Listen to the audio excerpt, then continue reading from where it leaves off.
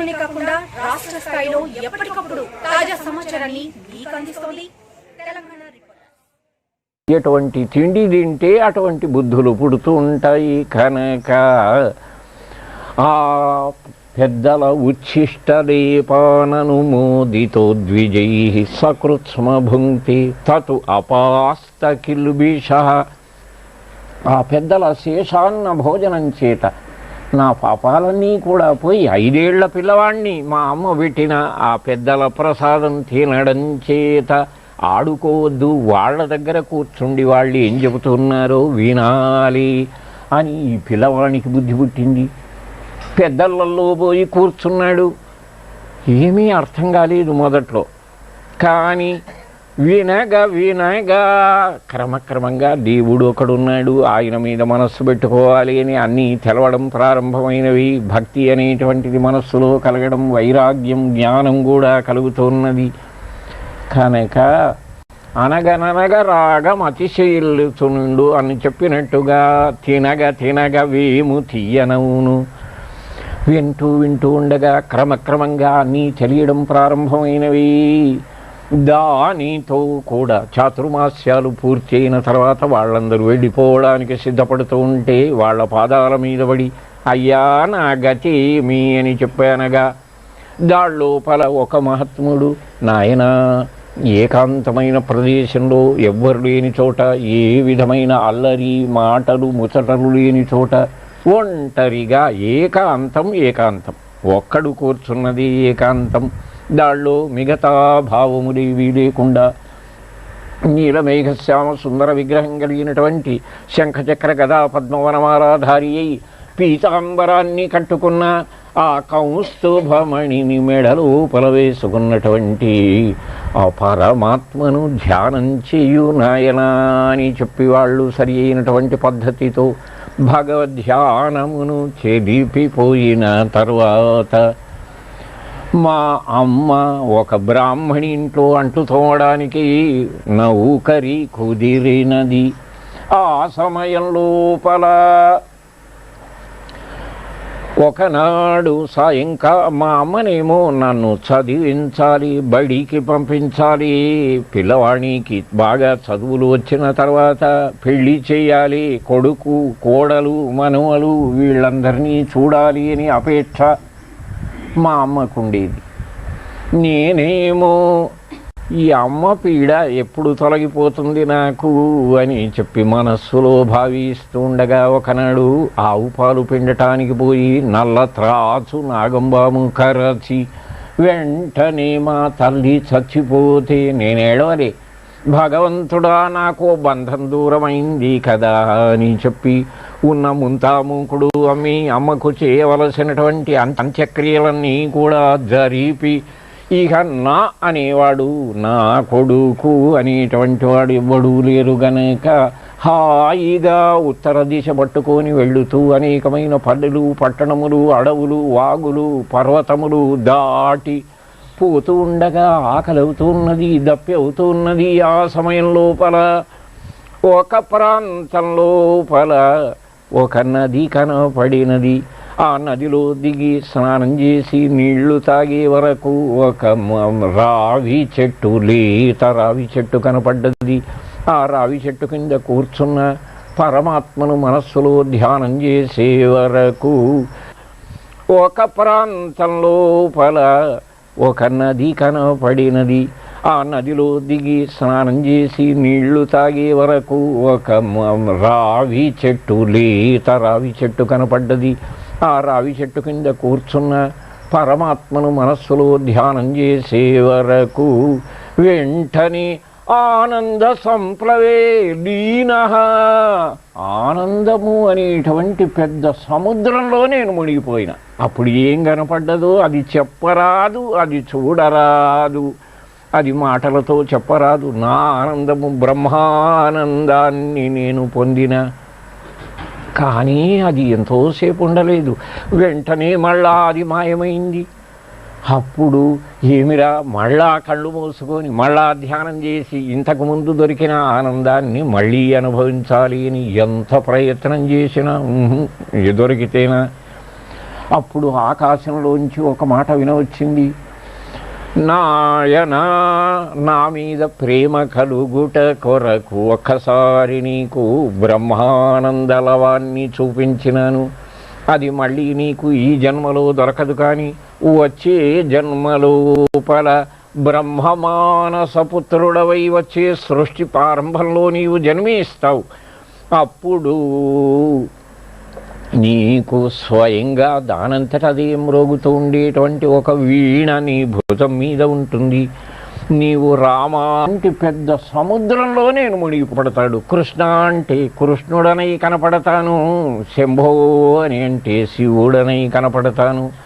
కావున మహాప్రళయంలో ఆ శరీరాన్ని వదిలిపెట్టి మళ్ళీ సృష్టి ప్రారంభంలో బ్రహ్మమానసపుత్రుడనై వేదవ్యాస, ఇప్పుడు నేను ఏ రూపంలో ధ్యానం చేయమంటే ధ్యానం చేస్తే ఆ రూపంలో భగవంతుడు నాకు ముందర కళ్ళకు కనపడతాడు.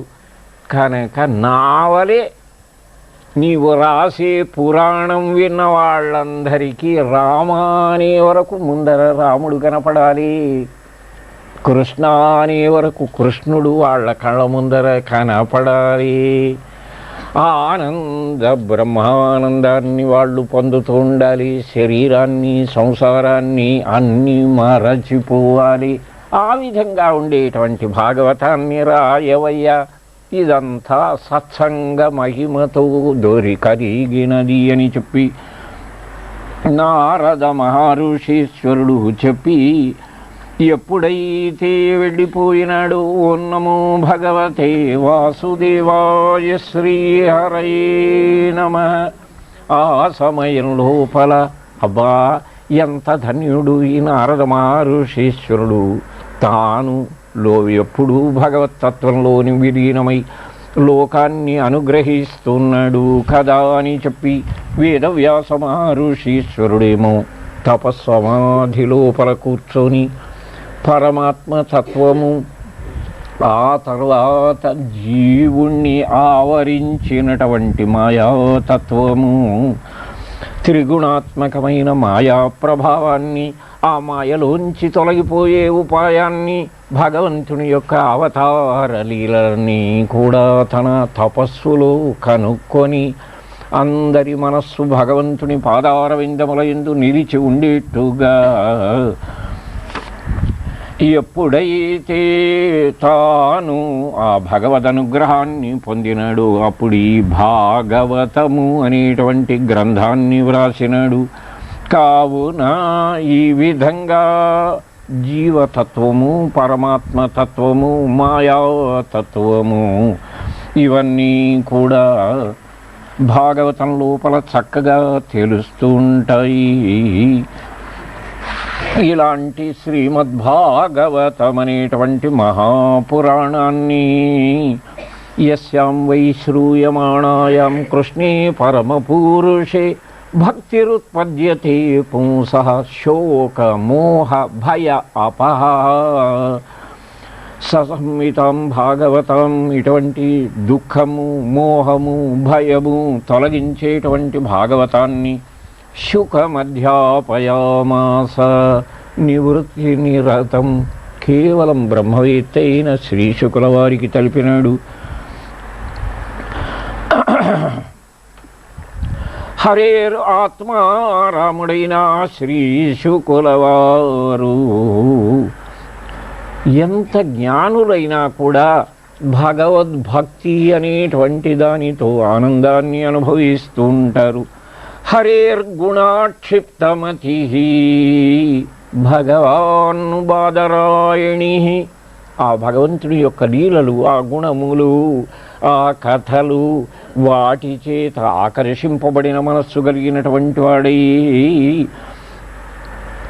శ్రీ శుకుల వారు మొత్తం 18,000 శ్లోకాల భాగవతమంతా కూడా వ్యాసుల వారి దగ్గర నేర్చుకున్నాడు. ఇది ఇక్కడ ఉంచి మనమందరం ఒక్కసారి కురుక్షేత్రంకు, మహాభారతంలోకి పోదాం పదండి. మహాభారత యుద్ధం జరుగుతున్నది. అక్కడ అశ్వత్థామ 18వ రోజున ఉప పాండవులను 5 కూడా పాండవులే అని అనుకోని నిద్రపోయే వాళ్లను చంపినాడు. ఆ సమయం లోపల తెల్లవారగానే 5 కొడుకులు చచ్చినందుకు ద్రౌపది అమ్మవారు అనేకంగా ఏడుస్తూ ఉంటే కృష్ణార్జునుడు వచ్చి అర్జునుడు ఆ ద్రౌపదీదేవితో, నీ 5 కొడుకుల తలకాయలు కోసిన వాణ్ణి తల కోసి తెచ్చిన తర్వాతనే నీ కన్నీళ్లు తుడుస్తానని ప్రతిజ్ఞ చేసి కృష్ణార్జునులు రథం మీద కూర్చొని పోతూ ఉంటే అశ్వత్థామ నన్ను చంపుతాడురా అర్జునుడు అనే భయంతో కూడా బ్రహ్మాస్త్రం మరలుపుకుని మంత్రం రాకున్న బ్రహ్మాస్త్రాన్ని వదిలిపెట్టినాడు. పెద్ద మంటలు అర్జునుని కృష్ణుణ్ణి మింగటానికి వస్తున్నాయి. కృష్ణ ఏమిటా మంటలు అని అర్జునుడంటే, అర్జున అది అశ్వత్థామ వేసిన బ్రహ్మాస్త్రం, దానికి ఎదురు అస్త్రం లేదు, నీవు కూడా బ్రహ్మాస్త్రాన్ని ప్రయోగించు అనే వరకు అర్జునుడు బ్రహ్మాస్త్రాన్ని ప్రయోగించినాడు. అక్కడి నుంచి ఆ మంట వస్తున్నది, ఇక్కడి నుంచి ఈ మంట పోతున్నది. అర్జున 2 మంటలు కలిస్తే 3 లోకాలు బూడిదైపోతాయి కనుక పాకిస్తాన్ వాళ్ళు వేసినటువంటి బాంబు, మనాళ్ళు వేసిన బాంబు 2 బాంబులు మొత్తం భారతదేశాన్ని పాడు చేసేటువంటి అటు పాకిస్తానాన్ని కనుక ఆ విధంగా కాకూడదు. ఆ 2 వానికి మరలుపుకోరాదు కనుక నీవే మరలుపుకోమని చెప్పి అర్జునుడు బ్రహ్మాస్త్రములను 2 కూడా ఉపసంహారం చేసిన తర్వాత అశ్వత్థామను పట్టుకొని రథానికి విరిచి కట్టేసినాడు గాని తల కొయ్యబుద్ధి కాలేదు.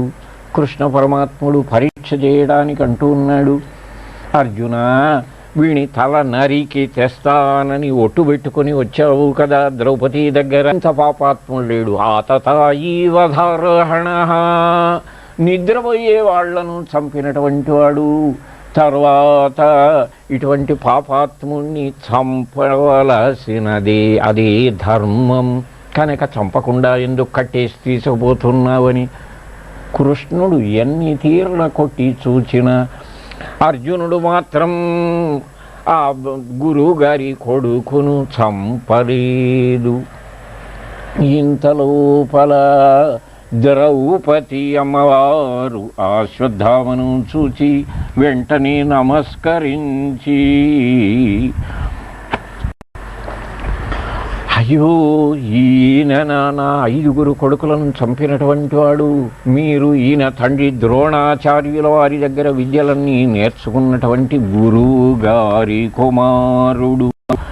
మనము గురువులను ఎంత గౌరవంగా చూస్తామో గురుపుత్రులను కూడా తత్తుల్యంగా చూడాలి. కావున ముచ్యతామేష బ్రాహ్మణ, అందులో బ్రాహ్మడు గురువుగారి కుమారుడు ఇటువంటి వాణ్ణి వదిలిపెట్టవయ్యా అని ద్రౌపదీదేవి అంటున్నది. ఈయన తండ్రి దగ్గర నీవు మొత్తం విద్యలన్నీ కూడా శస్త్ర విద్యలను నేర్చుకున్నావు కదా అని ద్రౌపదీదేవి రకరకాలుగా నా కొడుకులు దచ్చి నేర్చినట్టుగా ఈ అశ్వత్థామను చంపితే ద్రోణాచార్యుల వారి భార్య కృపి అని ఈయన తల్లి ఏడవదా, ఆమె కొడుకును చంపితే ఆమె ఏడుస్తుంది కనుక మనకు కష్టం కలిగినది అని ఒకరికి కష్టాన్ని మనం కలిగించకూడదు. అందులో బ్రాహ్మణ వంశాన్ని ఎవరైతే వ్యథ పెడతారో వాళ్ళ వంశమే నాశనమైపోతుంది. బ్రాహ్మలంటే మిక్కిలి గౌరవింపదగినటువంటి వాళ్ళు.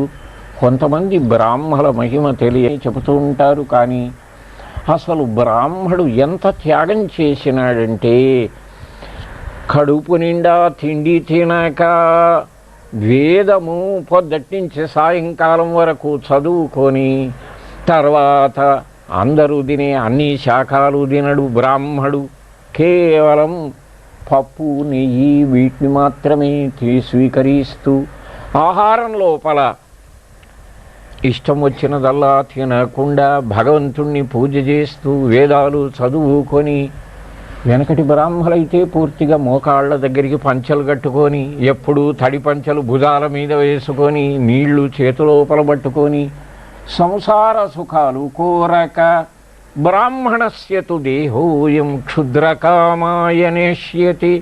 ఎవరికి ఏ ఆపత్తు వచ్చినా, ఎవరికి ఏ ప్రశ్న అడిగా వచ్చినా వాళ్లకు ప్రశ్నకు సమాధానం చెప్పుడు, గ్రహచారం బాగున్నదా లేదా చెప్పుడు, వాళ్లకు ఏ రోజు పెళ్లి చేసుకోవాలి, ఏ రోజు మంచి ఏది చెడ్డ అనేటువంటిది అంతా చెప్పుకుంటూ లోకోపకారం చేస్తూ తన సుఖం కొరకేమన్నా ఉన్నదా అంతా లోకానికి ఉపకారం చేస్తూ ఉండేటువంటి బ్రాహ్మలను ఇవాళ రేపు ప్రతి వాళ్ళు కూడా నిన్ను కోస్తే పాలు వస్తాయా, నన్ను కోస్తే నెత్తరు వస్తుందా అని చెప్పి అంటూ ఉంటారు.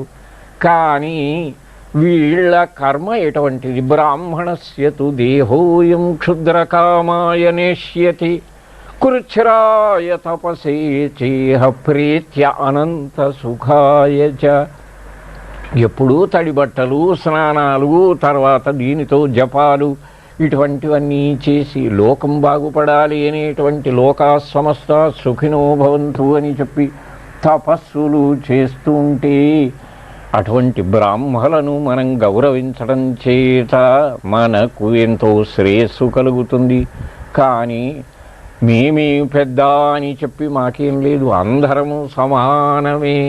కానీ మిగతా వాళ్ళు రాజులు, వాళ్ళు రాజ్య పరిపాలన చేయాలి, వైశ్యులేమో వాళ్ళు వస్తువులను అందరికీ కూడా అందించవాలి అన్ని వస్తువులను, శూద్రులు వ్యవసాయం మొదలైనటువంటి వాటిని చేస్తూ ఉండాలి, బ్రాహ్మలు పూజలు జపాలు ఈ వేదాధ్యయనము మొదలైనవి చేస్తూ ఉండాలి.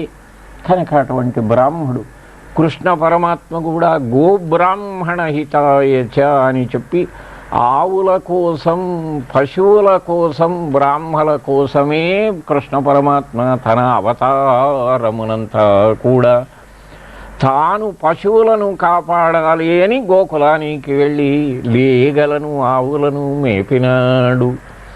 అటువంటి ఆ గోమాతకు దానిలో 33 కోట్ల దేవతలు ఆ గోమాత లోపల ఉన్నవి అంటే వాటిని వాళ్ళు రేపు పెద్ద పెద్ద మిషన్లు పెట్టి ఆ ఆవులన్నిటినీ చంపుతూ ఉంటే ఒక్కరైనా కానీ వద్దని దిక్కున్నదా?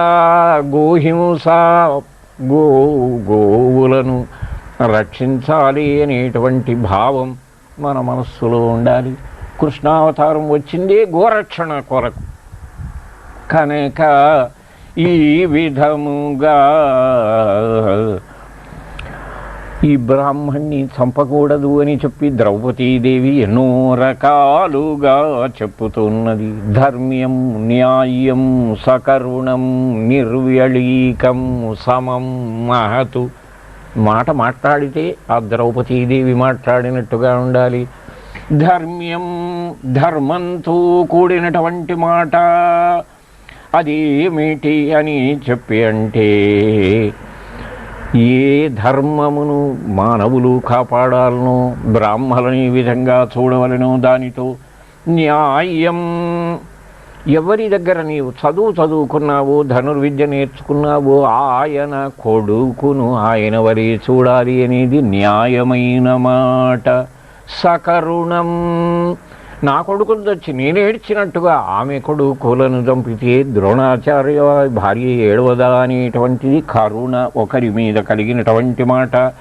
నిర్వ్యళీకం, కపటం లేని మాట, సమమైన భావంతో ఉండేటువంటి మాట. ఈ విధంగా ధర్మ్యం, న్యాయం, సకరుణం, నిర్వ్యళీకం, సమం, మహతు. ఆ ద్రౌపదీదేవి మాట విని ధర్మరాజు, నకులుడు, సహదేవుడు అవును వదిలిపెట్టండి ఏ బ్రాహ్మణ్ణి అని చెప్పి అన్నారు. భీమసేనుడు వచ్చి వీణ్ణి వదిలిపెట్టుడా? రాత్రిపూట పడుకున్న ద్రౌపది 5 కొడుకులను ఉపపాండవులను చంపిన ఈ పాపాత్ముణ్ణి అర్జున నీవు చంపకపోతే నా గదతో నేను ఈ అశ్వత్థామను చంపుతాను అని చెప్పి చంపే తీరవలే అని అంటే అర్జునుడు కృష్ణుని ముఖం చూచినాడు. బావా చంపమంటూ ఉన్నాడు, నేను కూడా చంపుతా అని చెప్పి ప్రతిజ్ఞ చేసిన చంపాలి అన్నాడు కృష్ణుడు. చంపవద్దంటున్నది ద్రౌపది. ధర్మరాజు చంపవద్దు, చంపాలే చంపవద్దు, 2 మాటలు కృష్ణుడు చెప్పినాడు. ఇది ఎట్లా ఉన్నది అంటే, కోడిగుడ్డు దొరికింది అని చెప్పి అంటే సగమేమో ఇవాళ పులుసు పెట్టు, సగమేమో రేపటికి పిల్లని చేసుడానికి దాచిపెట్టు అన్నటోడు. కనుక సగం గుడ్డు దాచిపెడితే పిల్ల అవుతుందా కోడి పిల్ల? ఆ విధంగా చంపుడు చంపకపోగట ఎలా కుదురుతుంది అని చెప్పి మనం అనుమాన పడతాం. కానీ సాక్షాత్ నారాయణుల లోపల నారాయణ సఖుడైన నరుడు అర్జునుడు బ్రాహ్మణ్ణి క్షౌరం చేయించి తల వెంట్రుకలు తీయించి అవమానంగా మెడలు బట్టి గెంటటమే చావుతో సమానము అనే ధర్మ రహస్యం, ధర్మ సూక్ష్మం తెలుసుకొని ఆ విధంగా అశ్వత్థామ నెత్తిలో ఉండేటువంటి మణిని తీసుకొని ఆ తర్వాత అశ్వత్థామను అవమానం చేసి పంపిస్తే ఇక్కడ చచ్చిన 18 అక్షౌహిణీల మంది లోపల ధర్మరాజు అందరికీ కూడా కొడుకులు లేకపోయి అందరికీ ఉత్తర కర్మలను క్రియాకర్మలనన్నీ చేయించి సూతకం వెళ్ళిన తర్వాత సింహాసనం మీద ధర్మరాజును కూర్చోబెట్టి కృష్ణ పరమాత్మ ఇక వెళ్ళిపోదాము ద్వారకా నగరానికి అని చెప్పి రథాన్ని ఆయత్తపరచుకున్న సమయం లోపల ఆ అశ్వత్థామ ఉన్నాడే, మెడలు బట్టి గెంటిన అశ్వత్థామ. పాండవులైతే ముసలి వాళ్ళైనారు కనుక పాండవుల కొడుకులు ఉప పాండవులను 5గురిని తలకాయలు కోసిన ఒక్క అభిమన్యుని పెళ్ళాము కడుపుతో ఉండేది కనుక ఆమెకు గనక కొడుకు పుడితే ధర్మరాజుకు మళ్ళా మనుమడు పుట్టి వీళ్ళ వంశం ముందర పడుతుంది కనుక పాండవ వంశమే లేకుండా చేయాలి అని చెప్పి అభిమన్యుని భార్య విరాట మహారాజు గారి బిడ్డ ఉత్తరాదేవి గర్భవతి కడుపులో ఉండేటువంటి పాపను చంపటానికి బ్రహ్మాస్త్ర మంత్రాన్ని ప్రయోగించినాడు. ఆ సమయంలో మొగడు చచ్చిన ఆ ఉత్తరాదేవి కృష్ణ పరమాత్మ వెళ్ళిపోతాననుకున్న సమయం లోపల భగవంతుని పాదాల మీద పడి వచ్చి, అయ్యా నేను చచ్చినామాని కానీ నా కడుపులో ఉండేటువంటి పాపను కాపాడవయ్యా. ఈ లోకం లోపల ఎవరి దగ్గరికి పోయినా అందరూ చచ్చేవాళ్లే గనక చచ్చేవాళ్ళు చావకుండా ఎవ్వరూ చేయలేరు. ప్రపంచం లోపల ఒకడు సర్ది తీసుకుపోతున్నాయట, ఇంకోడు ఎదురు వచ్చి నీకు ఆకలి కాకుండా మంత్రం చెప్తా, నీ సద్ది ముళ్ళే నాకు మట్టు నేను తింటా అని అన్నాయట. నీకే మంత్రం వస్తే నాకెందుకు చెప్పాలి అన్నట్టుగా అందరూ నీ చావు నుండి కాపాడుతా అని చెప్పి అంటారే గాని ఎవ్వడూ కాపాడలేడు, అందరూ చావవలసిన వాళ్ళే. ఒక్క పరమాత్ముని దయ ఉంటే మృత్యు అనే పాము పక్కకు తొలగిపోతుంది. మనకు చావు జన్మ మరణము ఏదీ లేకుండా అవుతుంది. కానా కామందహతు మాం నాథ మామీ గర్భో నిపాత్యతాం. నేను చచ్చినామా అని కానీ నా కడుపులో ఉండే పాపు బతకాలి అని కృష్ణ నాకు కోరిక ఉన్నది అని చెప్పి ఎప్పుడైతే ఉత్తరాదేవి వచ్చి పాదాల మీద పడ్డదు ఆ సమయం లోపల మనుమలు వీళ్ళందరూ ఉన్నారు కదా, నేను ఒక్కసారి అయినా సంసారము యొక్క రుచిని కనుక్కోలేదు కదా అని చెప్పి మాంధాత చక్రవర్తికి చిదిమి దీపాలు పెట్టగదగిన సౌందర్యవంతురాండ్రైన 50 మంది బిడ్డలున్నారు కదా, ఒక్క కుమార్తెనైనా ఇవ్వకపోతాడా అని సౌభరి మహర్షీశ్వరుడు మాంధాత చక్రవర్తి దగ్గరికి వచ్చి, అయ్యా నేను పెళ్లి చేసుకోదలుచుకున్నాను, నీకు 50 మంది బిడ్డలలో ఒక్కర్తు నాకిచ్చి పెళ్లి చేయుమనగా ఈయనకు ఇవ్వనంటే శాపం పెడతాడు. ఇత్తమా ఈ ముసలివాణ్ణి చూచి బిడ్డలందరూ ఏవగించుకుంటారు అని ఉపాయాన్ని ఆలోచించుకొని మాంధాత చక్రవర్తి, అయ్యా నిరభ్యంతరంగా మీరు అంతఃపురంలోకి వెళ్ళండి, నా బిడ్డలకు నేను తెలియపరుస్తాను, ఎవ్వర్తు నీ మెడలో పూలదండ వేస్తుందో ఆ అమ్మాయినిస్తాను అని చెప్పి మాంధాత చక్రవర్తి సౌభరి మహర్షీశ్వరుణ్ణి అంతఃపురంలోకి పంపిన సమయం లోపల ఆ సౌభరి తన యోగ బలంతో చక్కని నూనూగు మీసాల యవ్వనం గల మన్నుమథుణ్ణి పోలిన చక్కదనం గలవాడి లోపలికి వెళ్ళితే 50 మంది బిడ్డలు నాకే కావలి, ఈ మొగడు నేనే వరిస్తాను అని 50 పూలదండలను వేసినారు. ఆ సమయంలో మాంధాత చక్రవర్తి వచ్చి, అయ్యా నీవు ఒక్క పిల్ల కావాలన్నావు, కానీ నా బిడ్డలందరూ నిన్నే పెళ్లి చేసుకుంటారట. సరే పర్వాలేదన్నాడు. ఒక్కటే ముహూర్తం లోపల 50 కళ్యాణ మంటపములలో 50 మంది పిల్లల నుంచు నేను ఒక్కడిని 50 స్వరూపములతో ఒకే ముహూర్తంలో 50 మందిని పెళ్లి చేసుకుంటాను అని చెప్పి ఆ సౌభరి మహర్షీశ్వరుడు మాంధాత చక్రవర్తి బిడ్డలను 50 మందిని కూడా పెళ్లి చేసుకున్నాడు. ఆ తర్వాత వాళ్ళందరినీ కూడా తన ఆశ్రమానికి తీసుకొని పోతూ తన యోగ బలంతో 50 సౌధములు 14 అంతస్తుల మేడలు, ఆ మేడల లోపల దివ్యమైన గజదంత నిర్మితమైనటువంటి హంసతూలిక తల్పములు, సువర్ణ పరిచ్ఛదములు, ఈ విధంగా 50 మందితో ఒక్కడే సంసారం చేస్తుంటే ఆయన కుటుంబము 5000 మంది కుటుంబముగా ఏర్పడినది. ఒకనాడు మాంధాత చక్రవర్తి తన బిడ్డలను చూడటానికి వచ్చి ఆళ్ళుని ఐశ్వర్యములన్నీ చూచి, నా చక్రవర్తి పదవి యోగేశ్వరుడైనటువంటి సౌభరి మహర్షీశ్వరుని తపోమహిమ కింద దివిటి కింది దీపములేమ ఏర్పడినది అని ఆశ్చర్యపడినాడు.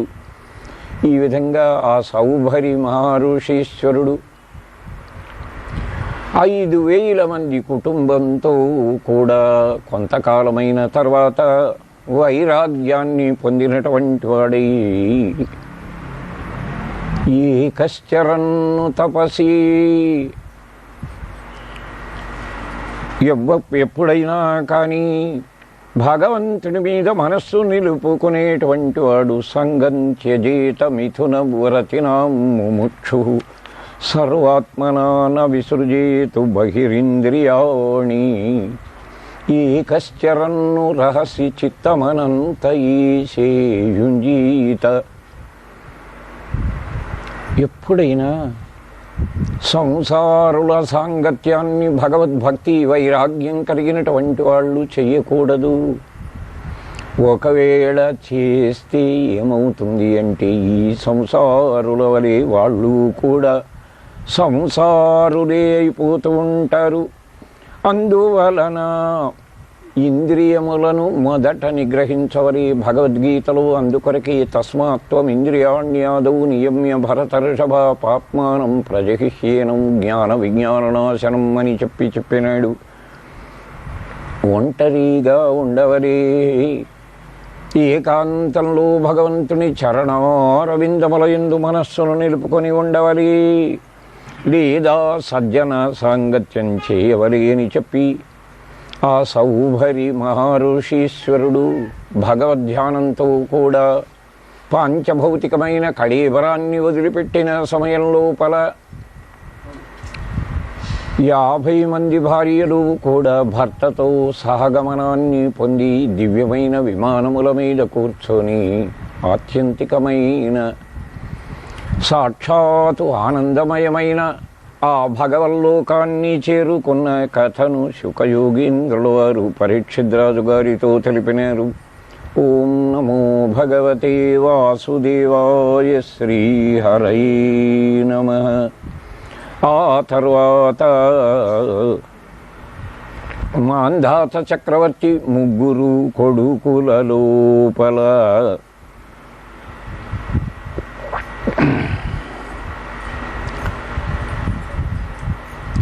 అంబరీషుడు, ముచుకుందుడు అనేటువంటి వాళ్ళు ఎవరైతే కలరు వాళ్ళు పురుకుచ్చుడు అని 3 కుమారులు. ఈ పురుకుత్స మహారాజు గారు రాజ్యమేలుతూ ఉండే సమయం లోపల పాములన్నీ కూడా వచ్చి గంధర్వులు మమ్ములను చంపుతున్నారు అని చెప్పగా అప్పుడు ఆ గంధర్వులందరినీ ఓడించి గంధర్వలోకానికి పురుకుత్స మహారాజు గారు పంపితే ఆ పాములన్నీ కూడా నాగకన్యక తమ చెల్లెను నర్మదాదేవి అనేటువంటి ఆవిడనిచ్చి, ఓ పురుకుత్స మహారాజా, పాము కనపడినప్పుడు పురుకుత్సాయ నమః అని ఎవరైతే నిన్ను స్మరిస్తారో వాళ్లకు పాము భయము అనేటువంటిది లేకపోవుగాక అని చెప్పి నాగసర్పములు వరమునిచ్చినవి. ఇక ముచుకుంద మహారాజు గారి కథ దశమ స్కంధంలో రేపు వస్తుంది. ఆ తర్వాత వాళ్ళ వంశంలో పుట్టినటువంటి వాళ్ళ లోపల అనరణ్యుడు అనేటువంటి వానికి క్రమంగా సత్యవ్రతుడు అనే కుమారుడు జన్మించినాడు. ఈ సత్యవ్రతునికి త్రిశంకు అనే కుమారుడు. ఈ త్రిశంకు మహారాజు గారికి హరిశ్చంద్రుడు అనేటువంటి కుమారుడు జన్మించినాడు. ఈ హరిశ్చంద్రుని కథ అందరికీ తెలిసినదే, కానీ మొదటి కథ తెలియదు కనుక దాన్ని గురించి చెబుతూ ఉన్నాను, వినవలసినది. హరిశ్చంద్ర మహారాజు గారికి చంద్రమతి అనే భార్యేందు సంతానం కలగకపోతే నారద మహర్షీశ్వరుణ్ణి ప్రార్థిస్తే, హరిశ్చంద్ర వరుణదేవుణ్ణి వేడుకుంటే ఆయన నీకు సంతానాన్ని ఇస్తాడు అని నారద భగవానుడు చెప్పగా, వరుణదేవుడేమో నీకు కొడుకునిస్తాను గాని ఆ ఇచ్చిన కొడుకును నాకు బలి ఇస్తానంటే నీకు కొడుకునిస్తాను అని ఒప్పించుకున్నాడు. హరిశ్చంద్రునికి లోహితాశ్యుడు అనే కుమారుడు జన్మించినాడు. వెంటనే వరుణదేవుడు వచ్చి నాకు బలి ఇమ్మని అడిగినాడు. అయ్యా, పురుడే వెళ్ళలేదు కదా అని చెప్పి హరిశ్చంద్ర మహారాజు గారు తప్పించుకుంటే, పురుడు వెళ్ళిన తర్వాత వస్తే ఇంకా పిల్లవాడికి పేరే పెట్టలేదు కదా, నామకరణం జరగలేదు అని చెప్పి, నామకరణమైన తర్వాత వస్తే పిల్లవాడికి అన్నప్రాశనమే చేయలేదు, దంతములే రాలేదు, చెవులమే కాలేదు, ఉపనయనమే కాలేదు అని వచ్చినప్పుడల్లా వంచేస్తూ ఆయనను పంపిస్తూ ఉండగా హరిశ్చంద్ర మహారాజు గారికి జలోదర వ్యాధితో బాధపడేట్టుగా వరుణదేవుడు అమర్చిన సమయం లోపల లోహితాశ్యుడు తనకు ప్రతినిధిగా ఏ పిల్లవాడినైనా తీసుకొని వచ్చి వరుణదేవునికి బలి ఇవ్వటానికి ఋష్యాశ్రమములకు బయలుదేరి ఎవరన్నా కొడుకులను అమ్ముకుంటే 1000 ఆవులనిస్తాను అని చెప్పి తిరుగుతూ ఉండగా అజీగర్తుడు అనేటువంటి ఒక బ్రాహ్మణికి 3 కొడుకులు. నాయనా లోహితాశ్వ, అనేకమైన ఆకలితో బాధపడుతూ దరిద్రాన్ని అనుభవిస్తున్నాం కనుక నాకు 3 కొడుకులున్నారు. ఈ 3లో పెద్దవాడొక్కడు నేను చచ్చిన తర్వాత క్రియాకర్మలు చేయటానికి, పిండం పెట్టడానికి పెద్దవాడు నాకు కావాలి. మిగతా 2 ఎవరినైనా తీసుకొని పో, 1000 ఆవులివు అని చెప్పి తండ్రి చెప్పిన తర్వాత తల్లిని అడిగితే, నా 3 కొడుకుల్లో చిన్నవాడిని ప్రేమతో నేను సాదుకున్నాను కనుక చిన్నవాడు తప్ప మిగతా 2 ఎవరినైనా కొనుక్కొని పొమ్మని చెప్పి తల్లి అన్న సమయం లోపల తండ్రికి పెద్ద కొడుకు ఇష్టం, తల్లికేమో చిన్న కొడుకు ఇష్టం.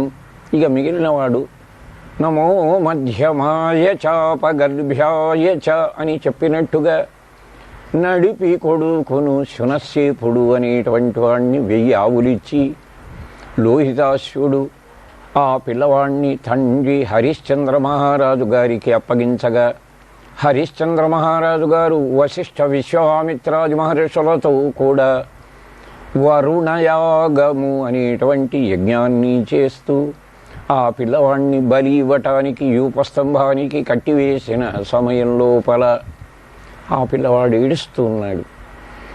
అప్పుడు విశ్వామిత్రుడు దయగలవాడై సాయంకాల సంధ్యావందన ఉపస్థాన మంత్రములలో ఉండే ఇమం మే వరుణశ్రుధీహవ మధ్యాచ మృడయా అనే మంత్రాన్ని శునశ్శేఫునికి చెప్పిన సమయంలో వరుణదేవుడు వచ్చి నాకీ బరి ఎక్కరలేదు, నీ జలోదర వ్యాధిని తగ్గిస్తున్నాను, నా మొక్కు ముట్టిపోయినది అని చెప్పి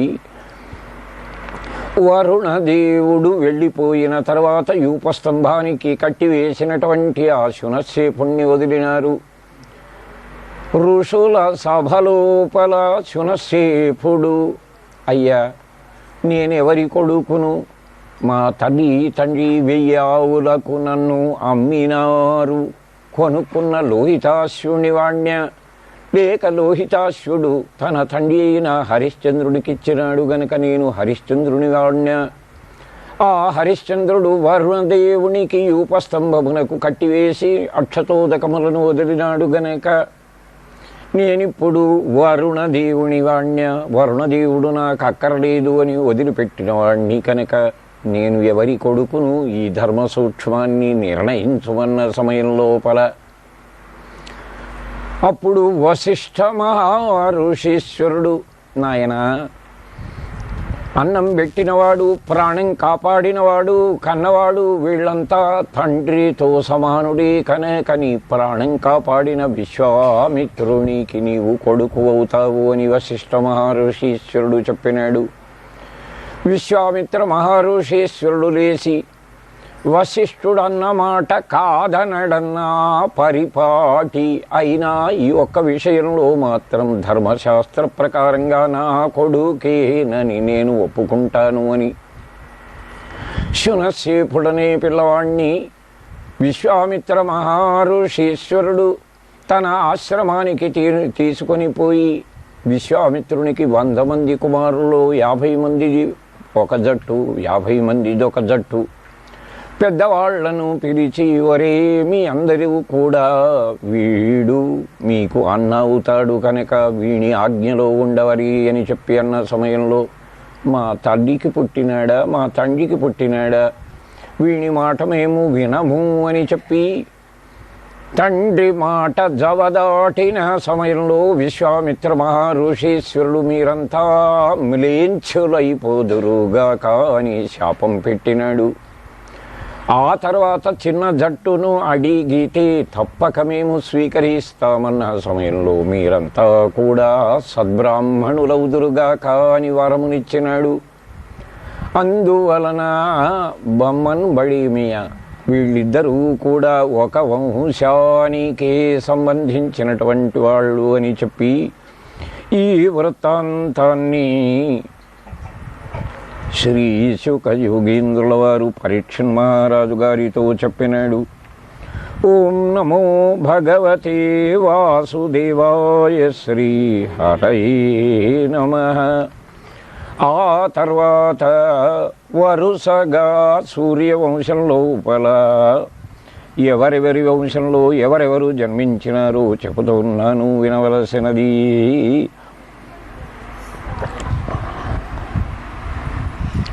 ముక్తః తస్మై పృష్ఠా దదావింద్రః విశ్వామిన్ తస్మిన్ హోతా చ. క్రమముగా హరిశ్చంద్రుని కుమారుడైనటువంటి లోహితాశ్వుడు అనేటువంటి వాని వంశంలో బాహుక మహారాజు అనేటువంటి మహారాజు గారు జన్మించినాడు. ఈ బాహుక మహారాజు గారు అడవికి భార్యలతో సహా వెళ్ళి అక్కడ చనిపోయిన సమయంలో ఆ భార్యలందరూ కూడా భర్తతో సహగమనం చేయబోతుండే సమయం లోపల ఔర్వ మహర్షీశ్వరుడు వచ్చి ఒక భార్యను చూచి, అమ్మా ఇప్పుడు నీవు గర్భవతులు భర్తతో సహగమనం చేయకూడదు అని చెప్పిన సమయంలో మిగతా సభతులందరూ కూడా ఆవిడకు విషం పెట్టినారు. ఆ విషము మింగినా ఆమె చావలేదు, ఆమె కడుపులో ఉండే పిల్లవాడు కూడా చావలేదు. విషంతో పుట్టినటువంటి పిల్లవాడికే సగర చక్రవర్తి అని చెప్పి పేరు. ఈ సగర చక్రవర్తి షట్ చక్రవర్తుల లోపల ఒకడు. అయితే సగర చక్రవర్తికి కేసిని సుమతి అనే ఇద్దరు భార్యలు. కేసిని అనేటువంటి భార్యకు మహాత్ముడైన ఋషీశ్వరుని యొక్క అనుగ్రహంతో 60,000 మంది కుమారులు. ఇక సుమతి అనేటువంటి ఆవిడకేమో అసమంజసుడు అనేటువంటి ఒక్క కుమారుడు. ఈ అసమంజసుడు పూర్వజన్మలో గొప్ప యోగీశ్వరుడు కనుక తాను రాజ్య పరిపాలన చెయ్యక సంతానమైన తర్వాత తపస్సునకు వెళ్ళిపోయినాడు. ఇక సగర చక్రవర్తి ఏమో 100 అశ్వమేధ యాగములను చేయదలచుకొని బంగారి యూపస్తంభములకు అశ్వాన్ని కట్టిన సమయంలో దేవేంద్రుడు అనేకమైన చీకట్లు కమ్మించి ఆ గుర్రాన్ని ఎత్తుకుపోయి ఎక్కడనో దాచినాడు. ఒరే, మీరందరూ కూడా యజ్ఞాశ్వాన్ని వెతుక్కొని రండి అని చెప్పి 60,000 మంది కొడుకులకు ఆజ్ఞనిచ్చిన సమయంలో గంగాసాగర సంగమం దగ్గర కపిలాశ్రమం లోపల ఆ గుర్రం కనపడినప్పుడు ఈ కపిల దేవుడే మా గుర్రం ఎత్తుకొని వచ్చినాడు గనక వీడిని చంపుదాము అని కపిల భగవానుని మీదికి 60,000 మంది గుడ్లు తెరుచుకొని పోయి వెంటనే వాళ్ళ పాపంతో 60,000 బూడిద కుప్పలై అందరూ కూడా చనిపోయినారు. ఆ సమయం లోపల అసమంజసుడు తనకు సంతానమైన తర్వాత అయోధ్యానగరంలో ఉండే పిల్లలందరినీ కూడా సరయూ నదిలో పారవేయడం ప్రారంభించినాడు. ఈ కొడుకు ఉన్నా లాభం లేదు అని చెప్పి సగర చక్రవర్తి దేశ బహిష్కారము చేసి కొడుకును అడవులకు పంపుతూ ఉంటే ఏడాది కింద 10 ఏళ్ల కింద ఏ పిల్లవాణ్ణి సరయూ నదిలో వేసి చంపినాడు ఆ పిల్లలందరినీ కూడా మళ్ళా జీవింపచేసి ఎవరి ఇళ్లల్లోకి వాళ్లను పంపి ఆ అసమంజసుడు తపస్సు చేసుకోవడానికి వెళ్ళినాడు. అసమంజసుని కొడుకు అంశుమంతుడు అనే పేరు కలిగినటువంటి వాడు తాతగారి యజ్ఞాశ్వాన్ని వెతకటానికి కపిలాశ్రమము దగ్గరికి గంగాసాగర సంగమం దగ్గరికి వచ్చి ఆ కపిల దేవుణ్ణి స్తోత్రం చేసిన సమయంలో, నాయన దేవేంద్రుడు మీ తాతగారి గుర్రాన్ని నా ఆశ్రమంలో కట్టివేసినాడు, నేను దొంగను కాదు, నన్ను చంపటానికి వచ్చి మీ పిన తండ్రులు 60,000 మంది బూడిద కుప్పలైనారు. ఈ బూడిద కుప్పల మించి గంగా ప్రవాహం ప్రవహిస్తేనే వీళ్లకు ఉత్తమ గతి కలుగుతుంది. చచ్చిన వాళ్ల బూడిది గంగలో కలవాలి, బొక్కలు గంగలో పడాలి. కనుక మీ తాతగారి గుర్రాన్ని తాతగారికిచ్చి నీవేమో నారాయణమూర్తి పాదంలోంచి బయలుదేరినటువంటి దివ్యమైన గంగా భవానిని ఈ బూడిద కుప్పల మించి ప్రవహించేట్టు చేయవయ్యా అని కపిల భగవానుడు చెప్పిన సమయంలో అంశుమంతుడు సగర చక్రవర్తికి యజ్ఞాశ్వాన్ని ఇచ్చి గంగమ్మ తల్లిని గురించి గంగా భవాని నీవు భూమి మీదికి దిగిరావమ్మా అని తపస్సు చేస్తూ ప్రాణత్యాగం చేసినాడు. ఆయన జీవితంలో గంగాభవాని ప్రత్యక్షం కాలేదు. అంశుమంతుని కొడుకు దిలీపుడు అనేటువంటి వాడు కూడా తన కొడుకు రాజ్యమునిచ్చి గంగమ్మ తల్లి మా నాన్నగారు ఏ ప్రయత్నంతో తపస్సు చేసినాడో మా తాతల బూడిద కుప్పలు తడపటావనికి భూమి మీద ప్రవహించమని తపస్సు చేస్తూ శరీరాన్ని వదిలిపెట్టినాడు. ఆ దిలీపుని కొడుకు భగీరథుడు తాను కూడా గంగా భవాని విష్ణుపాదోద్భవి గంగమ్మ తల్లి నీవు దిగిరావమ్మా అని తపస్సు చేస్తూ ఉంటే గంగా భవాని భగీరథునికి ప్రత్యక్షమై, నాయన నేను ఆకాశం మీద నుంచి భూమి మీద పడితే భూమికి కూడా చిల్లి అయి పాతాళ లోకానికి పోతాను కనుక నా ప్రవాహ వేగాన్ని భరించగలిగినటువంటి వాడు మహాదేవుడైన శంకరుడు ఒక్కడే సమర్థుడు. నీవా శివుణ్ణి ప్రత్యక్షం చేసుకుమ్మనగా భగీరథ మహారాజు గారు శివుణ్ణి గురించి అద్భుతమైన తపస్సు చేస్తూ ఉండగా భోళా శంకరుడు ప్రత్యక్షమై, నాయనా ఆ గంగా ప్రవాహాన్ని నా జడల్లో ధరిస్తాను అని చెప్పి ఆ కపర్దీశ్వర స్వామి మహాదేవుడు తన జడలను విప్పుకొని 2 చేతులు నడుముకు పెట్టుకొని రావే గంగా అని చెప్పి పిలిస్తే మహావేగంతో ధ్రువమండలం మించి గంగా ప్రవాహం శివుని జటాజూటముల లోపల పడితే ఎంత ప్రవాహం పడ్డదో అదంతా కూడా అడవిలో తోవ తప్పిన మనిషి వరి ఎటు తిరిగినా తోవ దొరకక ఆ మహాదేవుని జటాజూటముల లోపల మలుకలు మలుగుతూ తిరుగుతూ బయటికి రాకుండా ఉండే సమయంలో శంభో శంకరా ఆ గంగమ్మ తల్లిని జడల్లోంచి వదిలిపెట్టుమన్న సమయం లోపల మహాదేవుడైన శంకరుడు తన జడలలో ఉండేటువంటి విష్ణుపాదోద్భవి గంగా ప్రవాహాన్ని వదిలిపెట్టితే ఆ గంగమ్మ తల్లి భగీరథ నీవు రథం వేసుకొని ముందర నడువు, మీ తాతల బూడిద కుప్పలు ఎక్కడ ఉన్నాయో అక్కడికి నీ వెనక నుంచి నేను వస్తాను అని చెప్పి గంగా ప్రవాహం భగీరథుని వెంట వస్తూ ఉంటే మార్గ మధ్యం లోపల జన్ను అనే పేరు కలిగినటువంటి ఋషీశ్వరుడు యజ్ఞం చేస్తున్నాడు.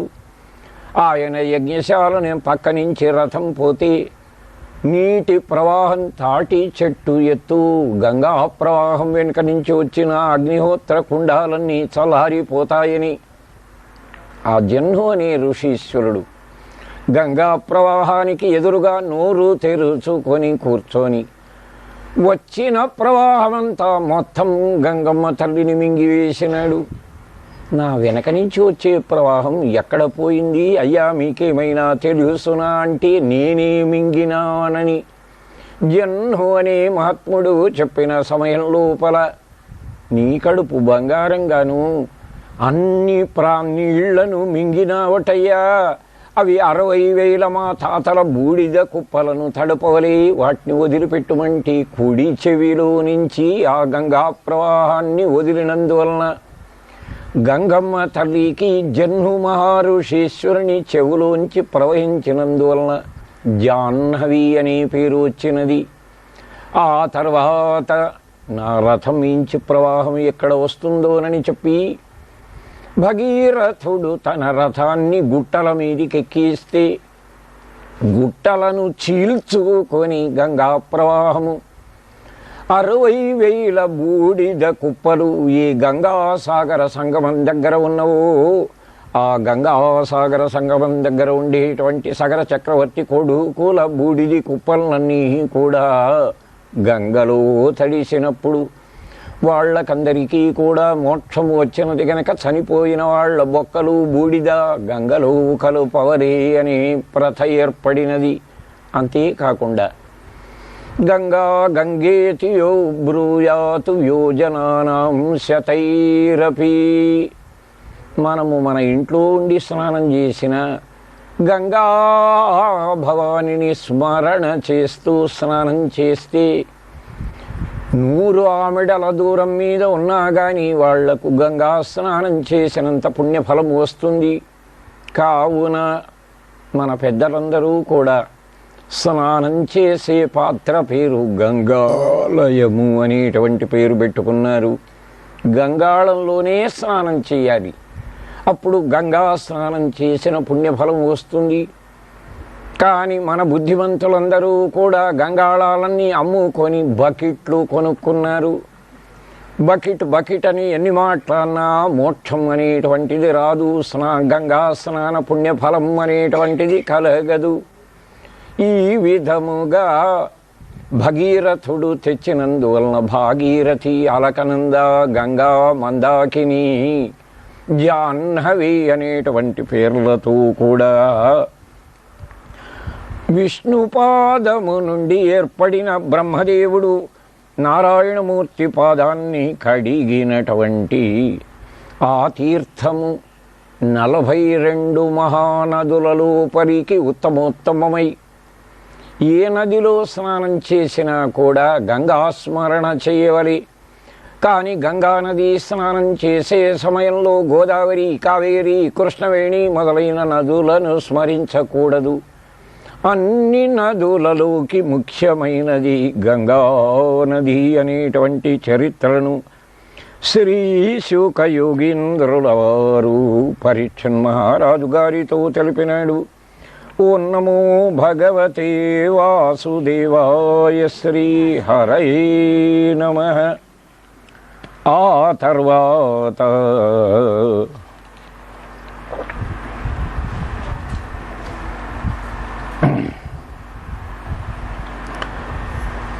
ఇక సూర్యవంశంలో ఎవరెవరు జన్మించినారో చెబుతూ ఉన్నాను, వినవలసినది. ఒకానొక సమయం లోపల సౌదాస మహారాజు అని ఆయన తాను వేటకు వెళ్ళినప్పుడు ఒక రాక్షసుణ్ణి సంహారం చేసినాడు. ఆ సమయంలో ఆ రాక్షసుని తమ్ముడు వంట బ్రాహ్మణి వేషం వేసుకొని వచ్చి సౌదాస మహారాజు గారి వంటశాలలో జీతం కుదిరినాడు. ఒకనాడు వశిష్ఠ మహర్షీశ్వరుడు, సౌదాస మహారాజా నాకు భోజనం కావాలి అని వచ్చినప్పుడు ఆ వశిష్ఠుల వారి విస్తరాకు లోపల నరమాంసం తెచ్చి ఆ రాక్షసుడు పెట్టినాడు. రాజా, నాకు భోజనం పెట్టుమంటే నరమాంసాన్ని పెడతావా? కావున నీవు రాక్షసుడవైపోదువుగా. కాని వశిష్ఠ మహర్షీశ్వరుడు సౌదాస మహారాజు గారికి శాపాన్ని పెట్టిన సమయంలో, నా దగ్గర ఏ పాపము నేనెరగను, నాకు శాపం పెట్టినావు గనక నేను నీకు శాపం పెడతానని సౌదాస మహారాజు గారు దోసిట్లో నీళ్లు పట్టుకున్నప్పుడు ఆయన భార్య మదయంతి దేవి మొగని పాదాల మీద పడి, అయ్యా, పెద్దలు తప్పు చేసినా మనం వాళ్లకు ప్రతి శాపం మళ్ళీ పెట్టకూడదు, దాన్ని సహించుకోవలే అని అంటే, ఈ శాపోదకం ఎక్కడ పోయేవలే, ఎక్కడ పోస్తే వాళ్లకు శాపం తాకుతుంది. అప్పుడు తన కాళ్ల మీదనే పోసుకున్నాడు. ఆ శాపోదకం కాళ్ల మీద పోసుకున్నందువలన ఆయన కాళ్ళన్నీ కూడా బొగ్గుల వలె నల్లబడిపోయి సౌదాస మహారాజు గారికి కల్మాషపాద మహారాజు అనేటువంటి పేరు వచ్చినది. వశిష్ఠ మహర్షీశ్వరుడు కూడా ఈ రాజు దగ్గర తప్పేమీ లేదు అని చెప్పి తన శాపాన్ని సంగ్రహించి 12 సంవత్సరాల వరకు మాత్రమే రాక్షసుడు అవుతావు, తర్వాత రాక్షసత్వం పోయి ఎప్పటి వరే మళ్ళీ నీవు రాజు అవుతావు అని చెప్పి ఆ శాపాన్ని తగ్గించినాడు. 12 ఏళ్ళు రాక్షసుడై ఉండే సందర్భం లోపల సౌదాస మహారాజు గారు కొత్తగా పెళ్లి చేసుకున్న బ్రాహ్మణ దంపతులలో మొగణ్ణి పట్టుకొని కొరుకపోయిన సమయం లోపల భార్య, అయ్యా, మొన్ననే పెళ్లి చేసుకున్నాము, కావలేంటి నన్ను తినుగాని నా భర్తను చంపకు, నా పసుపు కుంకుమలు చెరుపకు అని ఎప్పుడైతే బ్రతిమిలాడినదో ఆమె మాట వినకుండా సౌదాస మహారాజు గారు రాక్షస భావంతో కూడా భర్త శిరస్సును విరిచి నెత్తురు తాగిన సమయంలో, ఓరి, నా భర్తను చంపినందువలన నీవు నీ భార్యతో కూడినప్పుడు తల పగిలి చస్తావని ఆ పతివ్రత శాపం పెట్టి భర్త శవంతో సహగమనాన్ని పొందినది. 12 ఏళ్ళైన తర్వాత సౌదాస మహారాజు గారు తన శాపం పోయి ఇంటికి వచ్చి మదయంతి దేవితో ఏకాంతంగా ఉండే సమయం లోపల,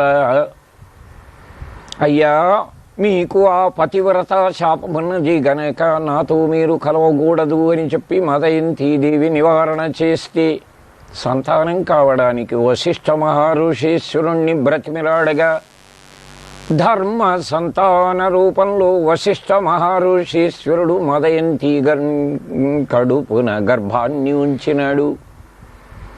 7 సంవత్సరాల వరకు నీళ్లాడలేదు ఆవిడ. అప్పుడు ఆ వశిష్ఠ మహర్షీశ్వరుడు ఒక గుండ్రాయితో ఆమె కడుపు మీద కొట్టినప్పుడు ఒక పిల్లవాడు పుట్టినాడు. గుండ్రాతితో కొట్టినప్పుడు పుట్టిన పిల్లవానికి అశ్మక మహారాజు అనేటువంటి పేరు ప్రసిద్ధమైనది. ఆ అశ్మక మహారాజు గారి కుమారుని పేరు మూలక మహారాజు. ఆయనకి నారీ కవచుడు అనే పేరు కూడా ఎప్పుడు వచ్చింది అంటే, అశ్మక మహారాజు గారి కాలంలో 21 సంవత్సరాల వరకు పరశురాముల వారు గంట గొడ్డలి కింద పెట్టకుండా, క్షత్రియ వంశంలో ఊరూరా మొగ పురుగు లేకుండా అందరి తలకాయలతో పర్వతాల వలె కుప్పలు వేస్తున్నాడు, రక్త నదులను ప్రవహింపచేస్తున్నాడు. అప్పుడు సూర్యవంశీయులైనటువంటి మహారాణీలందరూ కూడా ఒక్క పిల్లవాడినైనా మనం మత్సుకు ఆడపిల్ల అని చెప్పి దక్కించుకుందామని మూలక మహారాజు అనేటువంటి ఆ పిల్లవాడికి ఆడవేషం వేయించి ఆ ఆడదాని వరే జడవేసి ఇది ఆడది అని పరశురామునితో చెబితే 21 సంవత్సరాల వరకు ఆడవేషంతో ఆ మూలక మహారాజు గారిని కాపాడుకున్నారు. ఆ తర్వాత పరశురాముడు గొడ్డలి కింద పెట్టిన తర్వాత ఆడది కాదు మగవాడు అని చెప్పి లోకానికి తెలిపినారు. అందువలన ఆ మూలక మహారాజు గారి పేరు నారీ కవచుడు. ఆడవాళ్ళు తొడుక్కోదగినటువంటి రవికలు జాకెట్లు తొడుక్కున్నందువలన నారీ కవచ మహారాజు అనే పేరుతో ప్రసిద్ధిని పొందినాడు. ఈ నారీ కవచ మహారాజు గారికి ఖట్వాంగ మహారాజు అనే కుమారుడు జన్మించినాడు. దేవతలకు రాక్షసులకు యుద్ధం పడిన సమయంలో సూర్యవంశంలో మహాప్రతాపవంతుడైన ఖట్వాంగ మహారాజు గారు దేవతలకు సహాయం చేసి రాక్షసులను ఓడించినందువలన ఆయనకు దేవతలందరూ కూడా వరములను బదలుచుకొని ఖట్వాంగ మహారాజా నీకేం వరం కావాలనో కోరుకోమన్నారు. ఖట్వాంగ మహారాజు అన్నాడు, దేవతల్లారా మీరిచ్చే వరాలు ఏవి నాకు అక్కర్లేదు. నాకు కావలసినది వైకుంఠం, కైవల్యం, మోక్షం కనుక